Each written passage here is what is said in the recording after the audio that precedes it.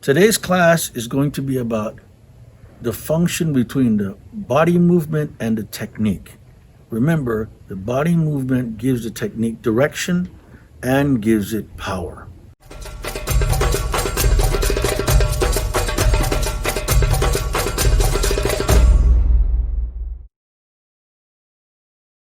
My name is Armando Jemmott, and I am the director and founder of the International Traditional Karate Institute.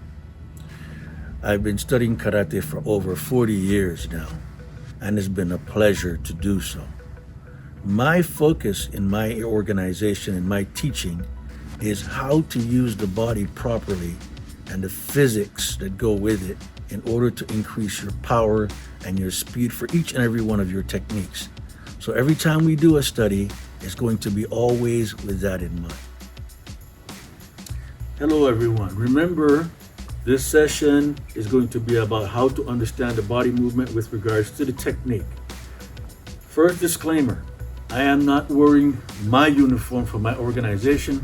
I am still displaced, so until I get my gi, I will be wearing this uniform. So again, one more time, apologies. So now let's begin. The movement that I want you to start off with is a very relaxing movement. Very relaxing movement. I call it a ragdoll movement.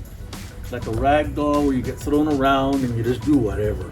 So you watch how your body moves. It's your body moving your limb. Side to side, front to back. You want to study this. It's very important that you do this. Seems simple enough, but is very essential.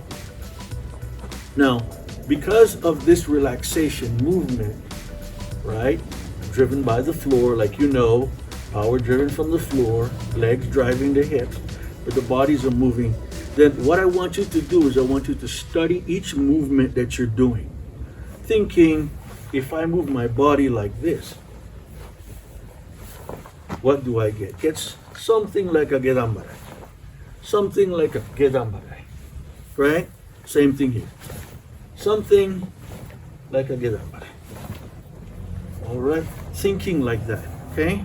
Thinking, if I'm going to move this way, how maybe that movement might move my leg. Same thing for movement. Like move my leg. Thinking how the technique functions. It's important you study this. If I want to go forward, I go in.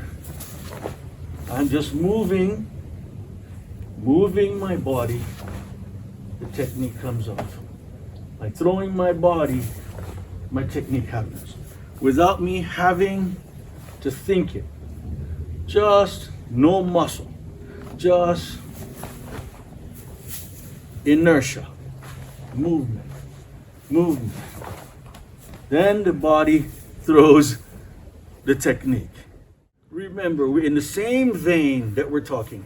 This is simple enough, and the part moving my legs up, side to side, simple enough. But look at this, gets a bit more complicated. I want to do a different block. So I start off this way, my hands move this way. This is the preparation for the technique. It's the same strategy, but now you're using the body to make it run its course. Okay, now, for me to also get inside-outside block, my arm would not be in this position. So I would go in and then out. In and then out. In and then out. This is what happens when you start to study, you start to pay attention. What does it require for my body to get what I want? Maybe straight across, down. But maybe a little bit more up, I can get shuto. I can get shutoke. Right? Down here, I can get shutoke. Body guiding technique. Very important. Same thing. Reverse body action. Reverse body action, this is moving with body action. Reverse body action can give me in, out, body. Sensei Nishiyama always said, move the body. Move the body, and moving the body, the limb will follow. Moving the body, here. Then, here. Here. Move the body, the limb will follow. Same thing. Up. Agyuki. Up. Agyuki. The body, throwing. Technique. Technique. Always thinking in those terms. Now, as you release a technique, one more point. As you're releasing a technique, think your tanden, right below the navel, like if there's a string attached. But we don't want to focus on that too much. Like a string attached to the technique. String attached to the technique from here. So when I go, I whip, but it doesn't go farther. But in the initial practice, overtrain, over rotate, over exaggerate. So you're studying the body action. Studying the body action. But then eventually, you have to harness it with the tande. But study this training first. Let it go all the way, isolate it, then you can stop it with the tande at the moment of impact. But what does the body have to do? What does the body have to do? Always studying that.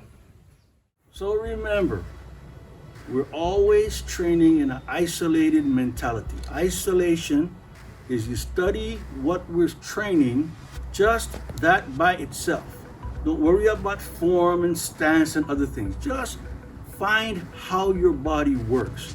It's the human body that we're trying to study to make the human body improve our character. See you soon. Yes.